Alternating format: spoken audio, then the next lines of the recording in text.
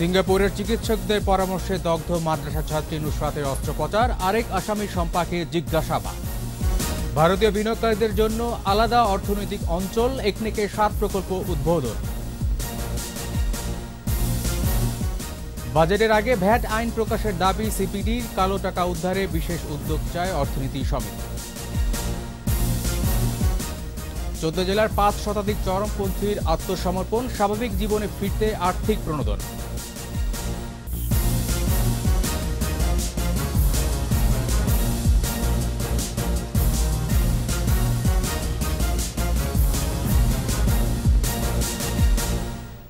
শুনছিলেন first security ইসলামী bank limited সংবাদ শিরোনাম।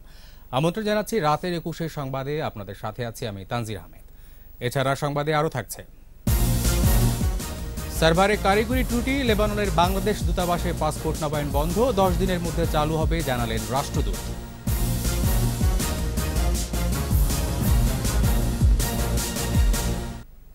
সিঙ্গাপুরের চিকিৎসকদের সাথে ভিডিও কনফারেন্সের মাধ্যমে দুর্বৃত্তদের আগুনে দগ্ধ মাদ্রাসা ছাত্রী নুসরাতের অস্ত্রোপচার হয়েছে।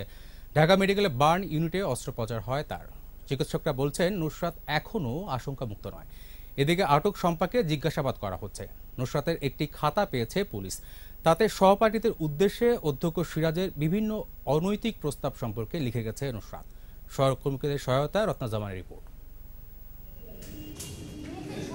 অগ্নিদগ্ধ নুসরাতের বিষয়ে সিঙ্গাপুর জেনারেল হাসপাতালের চিকিৎসকদের সঙ্গে ভিডিও কনফারেন্সে কথা বলেন ঢাকা মেডিকেলের বার্ন ইউনিটের সমন্বয়ক ডাক্তার সামন্ত লাল সেন সহ চিকিৎসা বোর্ডের সদস্যরা। পরে ডাক্তার সামন্ত লাল সেন জানান, নুসরাতের শারীরিক অবস্থার রিপোর্ট সিঙ্গাপুরের ডাক্তাররা দেখেছেন, এখনই তাকে সিঙ্গাপুরে না নেওয়ারও পরামর্শ দিয়েছেন তারা। 5 ঘন্টা ফ্লাই করা খুব ডিফিকাল্ট হবে, রিস্কি হবে এই মেয়ের জন্য। এয়ার ট্রান্সপোর্টটা করাটা ঠিক হবে না, কারণ তার যে সমস্যাগুলো এখনো আছে সেগুলো আরেকটু স্টেবল হলে তখন হয়তো সম্ভব হবে। কিন্তু এই মুহূর্তে তারা আমাদেরকে ডিসকারেজ করলো যে তোমরা এখন পাঠিও না। বাংলাদেশের ডাক্তারদের চিকিৎসা সঠিক নিয়মে চলছে মন্তব্য করে তারা এ বিষয়ে খোঁজ খবর রাখবেন বলে আশ্বাস দিয়েছেন। তারা আমাদের চিকিৎসার সাথে একমত, আরও কিছু নতুন সাজেশন দিল, যেটা আমরা একটু পরে তাকে অপারেশন থিয়েটারে নিয়ে যাব। আমরা কন্টিনিউয়াস তাদের সাথে এই চিকিৎসা পদ্ধতিতে থাকবো। ওরা বাংলাদেশ যদি ওদিন মেয়েটা ভালো থাকে তাহলে তো আরও ভালো। ওরা আমাদের এখানে 5 দিনের জন্য আসবে। এদিকে নুসরাতের বাড়ি সোনাগাজীর উত্তর চরকান্দিয়া থেকে পুলিশ একটি খাতা পেয়েছে, তাতে অভিযুক্ত মাদ্রাসা অধ্যক্ষর অনৈতিক আচরণের বিবরণ পাওয়া গেছে। নুসরাত জাহান রাফির পড়ার টেবিল থেকে তার হাতের লেখা 2টি চিরকুট উদ্ধার করি, চিরকুট উদ্ধারপূর্বক জব্দ করি। ঘটনাস্থল পরিদর্শন করেছেন চট্টগ্রাম রেঞ্জের ডিআইজি। তিনি জানান, নুসরাতের জবানবন্দিতে শম্পা নামে যে মেয়েটির কথা বলা হয়েছে তাকে জিজ্ঞাসাবাদের জন্য আটক করা হয়েছে। প্রকাশ্য এবং অপ্রকাশ্যে যেভাবে জড়িত থাকুক তাদের সবাইকে আইনের আওতায় আনা হবে। মামলায় গ্রেপ্তার 4 জনকে 5 দিন করে রিমান্ড দিয়েছে আদালত। এদিকে নুসরাতকে হত্যা চেষ্টার প্রতিবাদে ফেনীর কেন্দ্রীয় শহীদ মিনার চত্বরে মানববন্ধন হয়েছে। মাদ্রাসায় যে আমরা ছেলে মেয়েদেরকে পাঠাবো এই নিশ্চয়তা আমরা পাইতেছি না। নারী হোক পুরুষ হোক আমি জানি না, বোরকা পরা তদন্ত করে বের করে হোক আসলে তারা কে। রত্নাজামান, 21 টেলিভিশন।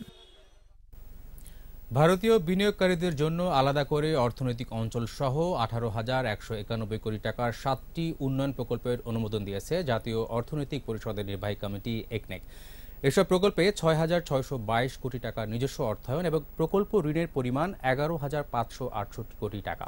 ব্রিফিংয়ে পরিকল্পনামন্ত্রী জানান, গেল বছরের এপ্রিল থেকে চলতি বছরের মার্চ পর্যন্ত মূল্যস্ফীতি 5.62% থেকে বেড়ে হয়েছে 5.86%। বিস্তারিত জানাচ্ছেন আকবর হোসেন সুমন। শেরেবাংলা নগরের এনইসি সম্মেলন কক্ষে একনেক চেয়ারপারসন ও প্রধানমন্ত্রী শেখ হাসিনার সভাপতিত্বে চলতি অর্থ বছরের জাতীয় অর্থনৈতিক পরিষদের নির্বাহী কমিটির 20তম সভা। অনুমোদন দেওয়া হয় 7টি নতুন উন্নয়ন প্রকল্পের। রেলপথ মন্ত্রণালয় ও বেজার 2টি প্রকল্পে চীন এবং ভারতের ঋণ সহায়তা থাকলেও বাকি প্রকল্পগুলো হবে নিজস্ব অর্থায়নেই। সভা শেষে পরিকল্পনামন্ত্রী এম.এ. মান্নান অনুমোদিত উন্নয়ন প্রকল্পে ভূমি অধিগ্রহণের ক্ষেত্রে প্রধানমন্ত্রীর নির্দেশনার কথা তুলে ধরেন। কেয়ারফুল অ্যাবাউট ভূমি অধিগ্রহণ no, as far as possible যতদূর সম্ভব দাঁতে কামড় দিয়ে হলেও আপনারা গরিব মানুষের জমি, বর্গা চাষির জমি, ছোট যারা জমির মালিক 2 বিঘা 1 বিঘা জমি আছে না, শুধু ছিল বিঘে 2 ছিল মোর ভুই, বাকি সব বিঘে ছেড়ি না, এই ধরনের যারা আছে এদের জমি আপনারা নেবেন না। বিকল্প ভূমি না থাকলে জমির মালিককে 3 গুণ দাম পরিশোধের পাশাপাশি পুনর্বাসন করারও নির্দেশনা দিয়েছেন সরকার প্রধান। কোনো প্রকল্পতে আপনারা অহেতুক জমি নেবেন না, ধানি জমি নেবেন না, গরিব মানুষ জমি নেবেন না। যদি নেহাত নিতেই হয়ে বাধ্য হয়ে জাতীয় স্বার্থে, তাহলে তাকে 3 গুণ দাম দিবেন এবং আগে দাম দিবেন, আগে তার পুনর্বাসন ব্যবস্থা করবেন, তারপরে এটা এখানে আপনারা উন্নয়নের কাজ করবেন। Very clear order. মূল্যস্ফীতির হ্রাস বৃদ্ধি পর্যালোচনা করে কিছু নিত্যপণ্য ও খাদ্যদ্রব্যের মূল্য বৃদ্ধি হয়েছে বলেও জানান মন্ত্রী। মূল্যস্ফীতি কোনো সরল রেখা নয়। আকবর হোসেন সুমন, 21 টেলিভিশন, ঢাকা। দেশে আনুমানিক 7 লাখ কোটি কালো টাকা আছে জানিয়েছে বাংলাদেশ অর্থনীতি সমিতি। বলেছে আসন্ন বাজেটে অন্তত 20,000 কোটি কালো টাকা উদ্ধারের টার্গেট থাকা জরুরি। এনবিআর বলছে টাকা পাচার রোধে আরও উদ্যোগ থাকবে। আর বাজেটের আগেই নতুন ভ্যাট আইন জনসম্মুখে প্রকাশ চায় সিপিডি, না হলে বাজেট বাস্তবায়ন ব্যাহত হতে পারে বলেও আশঙ্কা গবেষণা প্রতিষ্ঠানটি। তহিদুর রহমানের রিপোর্ট। 2019-20 অর্থবছরের বাজেটকে সামনে রেখে অর্থনীতিবিদদের সাথে জাতীয় রাজস্ব ভবন মিলনায়তনে প্রাক বাজেট আলোচনা। ধনী দরিদ্রের বৈষম্য, সাম্প্রদায়িকতার অর্থনীতি সহ নানা কারণে অর্থনীতি ভারসাম্যহীন হয়ে পড়ছে বলে মন্তব্য করে বাংলাদেশ অর্থনীতি সমিতি। বেশ কিছু পরামর্শও দেন তারা। পুঞ্জীভূত যে কালো টাকা, অ্যাকুমুলেটেড ব্ল্যাক মানি, এটা 7 লক্ষ কোটি টাকার উপরে, অর্থাৎ 2টো বাজেটের বেশি। অতএব সেখান থেকে আবার এমন কোনো পথ যেন অবলম্বন না করা হয় এটা করতে গিয়ে, যেখানে সৎ ব্যক্তিরা বিপদে পড়বেন। সামনের বাজেটে 25 থেকে 30,000 কোটি টাকা উদ্ধার করা যায় কিনা এটার থেকে, সেটা নিয়ে আমরা কথা বলেছি। নারীদের জন্য ক্ষুদ্র ঋণের পরিবর্তে অনুদানের পক্ষেও মত দেয় অর্থনীতি সমিতি। এই বিশ্বাস অর্থনৈতিক, নৈতিক, সামাজিক, মানবিক।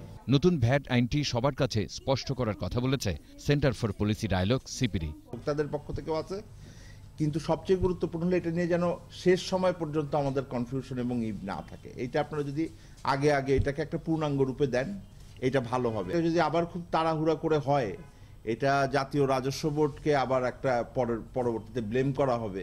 নতুন ভ্যাট আইন বাস্তবায়নের সমস্যা হলে ফাইন্যান্সিয়াল অ্যাক্টের মাধ্যমে এর সমাধান করা হবে বলে জানান এনবিআর চেয়ারম্যান। কালো টাকাকে আমরা চেষ্টা করেছি লাইমলাইটে আনার জন্য, কিন্তু আমরা ফলাফল দেখেছি যে খুব বেশি আসে না। কেন আসে না সেটাও বুঝতে পারতেছি না। সেই জন্য মানি লন্ডারিংয়ের প্রতি আমরা একটু কঠোর হব এবং কিছু কিছু দৃষ্টান্ত বাজেটের আগেই আমরা দিব যে এটাতে কঠিন হচ্ছি। আমরা মানি লন্ডারিংয়ের প্রতি আমরা কঠোর হচ্ছি, কিছু কিছু এক্সাম্পল বাজেটের আগেই আমরা দিব। মূল্য সংযোজন কর হ্রাস বা বৃদ্ধি করার ক্ষেত্রে অর্থনৈতিক এবং সামাজিক ন্যায় বিচারের কথা বিবেচনা করার তাগিদ দেন অর্থনীতিবিদরা। MRP only for the packaged goods, that is not affecting the VAT. Touhidur Rahman, 21 television, Dhaka. 14 জেলার চরমপন্থী দলগুলোর 595 সদস্য স্বরাষ্ট্রমন্ত্রীর কাছে অস্ত্রসহ আত্মসমর্পণ করেছে। পাবনায় এক অনুষ্ঠানে তাদের মাঝে আর্থিক প্রণোদনা দেওয়া হয়েছে। এ সময় স্বরাষ্ট্রমন্ত্রী বলেন, বর্তমানে যে কোনো চ্যালেঞ্জ মোকাবেলায় পুলিশ ও গোয়েন্দা সংস্থা যথেষ্ট দক্ষতা অর্জন করেছে। এখনও যেসব চরমপন্থী আত্মসমর্পণ করেনি তাদের স্বাভাবিক জীবনে ফিরে আসার আহ্বান জানান স্বরাষ্ট্রমন্ত্রী। পাবনা প্রতিনিধি রাজিউর রহমান রুমির রিপোর্ট, জানাচ্ছেন সমর ইসলাম। মঙ্গলবার বিকেলে পাবনার শহীদ অ্যাডভোকেট আমিনউদ্দিন স্টেডিয়ামে একে একে চরমপন্থী সদস্যরা স্বরাষ্ট্রমন্ত্রীর কাছে অস্ত্র জমা দিয়ে আত্মসমর্পণ করেন। সে সময় তারা অন্ধকার পথ ছেড়ে স্বাভাবিক জীবনে ফিরে আসায় আনন্দ প্রকাশ করেন। স্বাভাবিক জীবনে ফিরে আসা এসব চরমপন্থীদের আর্থিক প্রণোদনা প্রদান করেন স্বরাষ্ট্রমন্ত্রী। এরপর বক্তৃতায় তিনি বলেন, আত্মসমর্পণকারীদের আইনি প্রক্রিয়ার মাধ্যমে স্বাভাবিক জীবনে ফিরিয়ে আনা হবে। অল্প কয়েকজন আছেন, আপনারা আত্মসমর্পণ করেন নাই, আপনাদের জন্য আমি একটি কথাই বলে যাব। আমাদের পুলিশ, আমাদের গোয়েন্দা সংস্থা কিন্তু আগে 10 বছর আগের গোয়েন্দা সংস্থা কিংবা পুলিশ নয়। আপনারা সন্ত্রাসী কর্মকাণ্ড চালাবেন আর আমাদের এই নিরাপত্তা বাহিনী বসে থাকবেন, আমাদের গোয়েন্দা বাহিনী বসে থাকবেন এটা চিন্তাই করবেন না। অনুষ্ঠানে পুলিশের আইজি ডক্টর জাবেদ পাটোয়ারি বলেন, পথচ্যুত মানুষদের স্বাভাবিক জীবনে ফেরাতে কাজ করছে সরকার। আমরা জলদস্যু, বনদস্যু, মাদক ব্যবসায়ীদেরকে স্বেচ্ছাপ্রণোদিত আত্মসমর্পণ প্রক্রিয়া সম্পন্ন করে তাদেরকে জাতীয় জীবনের মূল ধারায় সম্পৃক্ত হওয়ার সুযোগ করে দিচ্ছি। অনুষ্ঠানে পাবনা সহ 14টি জেলার 595 জন চরমপন্থী সদস্য আত্মসমর্পণ করেন। সমর ইসলাম, 21 টেলিভিশন। নিয়েছে ইসলামী ব্যাংক বিরতি। যখন ফিরছি তখন অন্যান্য খবরের সঙ্গে আরও থাকবে। নরসিংদীতে জমি নিয়ে বিরোধ, ঘরে আগুন, দগ্ধ 4, আশঙ্কাজনক অবস্থায় ঢাকা মেডিকেলের বার্ন ইউনিটে। অশ্রু সজল চোখে ফায়ারম্যান সোহেল রানাকে সহকর্মীদের বিদায়, কিশোরগঞ্জের গ্রামের বাড়িতে দাফন। আবার আমন্ত্রণ রাতের 21 সংবাদে। নরসিংদীর রায়পুরায় দুর্বৃত্তদের দেয়া আগুনে দগ্ধ একই পরিবারের 4 জনকে ঢাকা মেডিকেল কলেজ হাসপাতালে বার্ন ইউনিটে আনা হয়েছে। এর মধ্যে তাদের অবজারভেশন ইউনিট থেকে এইচডিইউতে স্থানান্তর করেছেন চিকিৎসকরা। স্বজনদের অভিযোগ, জমি জমার বিরোধের জের ধরে প্রতিপক্ষরা এই ঘটনা ঘটিয়েছে। দগ্ধ 3 বোনের বড় বোন জানিয়েছেন, প্রতিবেশীদের সঙ্গে দীর্ঘদিন ধরেই জায়গা নিয়ে তাদের বিরোধ ছিল। এ নিয়ে হত্যার হুমকিও দিয়ে আসছিল প্রতিপক্ষরা। ভোররাতে প্রতিপক্ষরা বাড়িতে আগুন দিলে 3 বোন ও তাদের ফুপু অগ্নিদগ্ধ হয়। কিশোরগঞ্জের কেউরুলা গ্রামে পারিবারিক কবরস্থানে চিরনিদ্রায় শায়িত হলেন বনানীর এফা টাওয়ারে আগুনের ঘটনায় নিহত ফায়ারম্যান সোহেল রানা। এর আগে ফায়ার সার্ভিস ও সিভিল ডিফেন্সের সদর দপ্তরে তার প্রথম জানাজা হয়। মফিউর রহমান ও কিশোরগঞ্জ প্রতিনিধি সাকাউদ্দিন আহমদ রাজনের সহায়তায় আরও জানাচ্ছেন সমর ইসলাম। মঙ্গলবার বিকেলে কিশোরগঞ্জের হাওর উপজেলা ইটনার কেওরুলা গ্রামের বাড়িতে এসে পৌঁছায় ফায়ারম্যান সোহেল রানার মরদেহ। সে সময় রানাকে এক নজর দেখার জন্য ভিড় করে হাজারো মানুষ। কান্নায় ভেঙে পড়েন প্রতিবেশী ও স্বজনরা। তার চাকরি বাকরি হতে তার কোনো অহংকার ছিল না। ছোট ভাই ছেলেদেরকে তিনি তাকে অনেক আদর করতো। তার লাগে আমরা সারা গ্রামে খুব দুঃখিত। বাদ আসর স্থানীয় চৌগাঙ্গা পুরাতন জামে মসজিদের পাশে ঈদগাহ মাঠে তার জানাজা অনুষ্ঠিত হয়।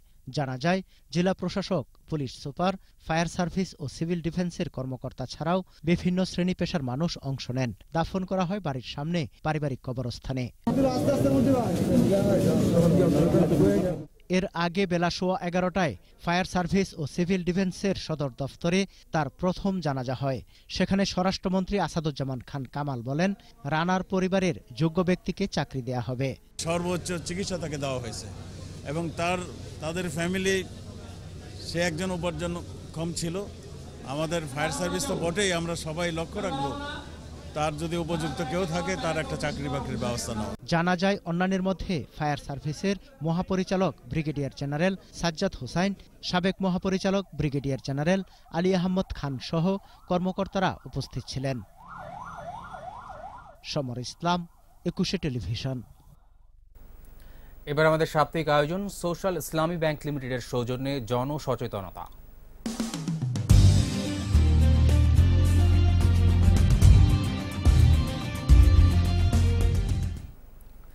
গাজীপুরের বিভিন্ন হাটবাজার ও মহাসড়কের পাশে বেসুমার শরবতের দোকান। অভিযোগ উঠেছে এতে ব্যবহার করা হচ্ছে মাছের বরফ। তারপরও সচেতনতার অভাবে অনেকেই পান করছে এই পানীয়। গ্রীষ্মে তৃষ্ণার প্রবণতা বেড়ে যায়, তাই রাস্তার পাশে শরবত সহ নানা পানীয় পান করে মানুষ। দোকানদাররা চিনি, লবণ, লেবু, বরফ সহ বিভিন্ন উপকরণ মিশিয়ে তৈরি করে এই শরবত। কখনো কখনো মাছে ব্যবহৃত বরফ এই শরবতে দেওয়া হয় বলে অভিযোগ ক্রেতাদের। আক্রান্ত হচ্ছে জন্ডিস, ডায়রিয়া, টাইফয়েড সহ নানা রোগে। তবে অভিযোগ অস্বীকার করেছে বিক্রেতারা। আবার ইসলামী ব্যাংক বিরতি। যখন ফিরছি তখন অন্যান্য খবরের সঙ্গে আরও থাকবে। লোকসভা নির্বাচনের দুদিনের আগে বিজেপির প্রচারণা বহরে মাওবাদীদের হামলা, বিধায়ক সহ নিহত 5। জমে উঠেছে ঢাকা প্রিমিয়ার ক্রিকেট লিগ। বুধবার আলাদা ম্যাচে মাঠে নামছে আবাহনী ও রূপগঞ্জ।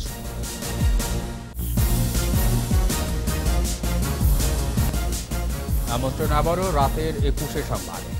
প্রবাসের খবর।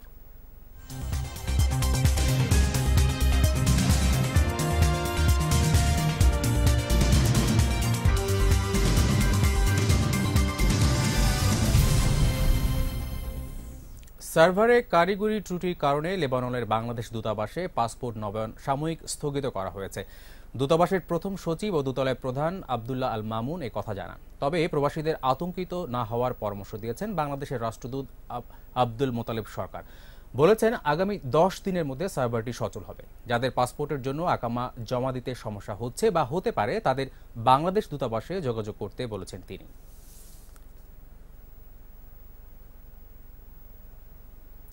বঙ্গবন্ধুর আদর্শে গড়া আওয়ামী লীগ দেশের মতো প্রবাসেও কার্যকর ভূমিকা রাখবে বলে জানিয়েছেন কানাডার প্রবাসীরা। মন্ট্রিয়লে কুইবেক শাখা আওয়ামী লীগ আয়োজিত আলোচনা সভা ও পুনর্মিলন অনুষ্ঠানে বক্তারা প্রধানমন্ত্রীর নির্দেশে আগামীতে সম্মেলনের মাধ্যমে নতুন কার্যকরী পরিষদ গঠনের কথাও জানান। একই সঙ্গে কানাডায় বসবাসকারী আওয়ামী লীগ নেতাকর্মীদের ঐক্যবদ্ধ হওয়ার তাগিদ দেন। অনুষ্ঠানের প্রধান অতিথি ছিলেন কানাডা আওয়ামী লীগের সিনিয়র সহসভাপতি সৈয়দ আব্দুল গফফার। বিশেষ অতিথি ছিলেন কানাডা আওয়ামী লীগের সাধারণ সম্পাদক আজিজুর রহমান প্রিন্স সহ অন্যান্যরা।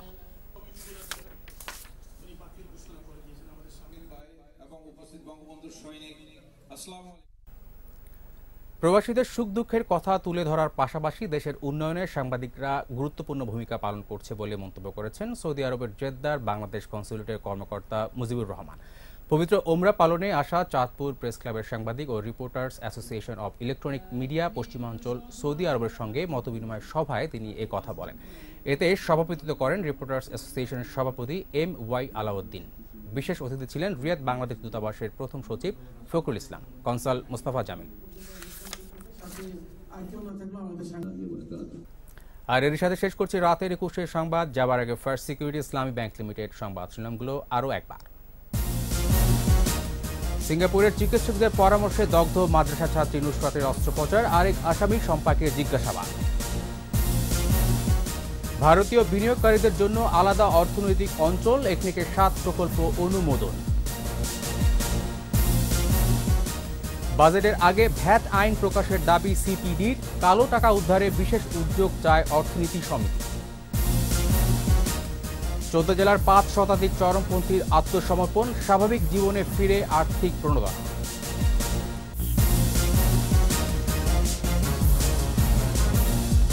সর্বশেষ খবর জানতে ডায়াল করুন 2021 নম্বরে আর ভিজিট করুন 21-tv.com এই ওয়েবসাইটে। এছাড়া ফেসবুকে লগ ইন করতে পারেন facebook.com/2124 অনলাইন। পরে সংবাদ দেখার আমন্ত্রণ রইল। 21-এর সাথে থাকুন।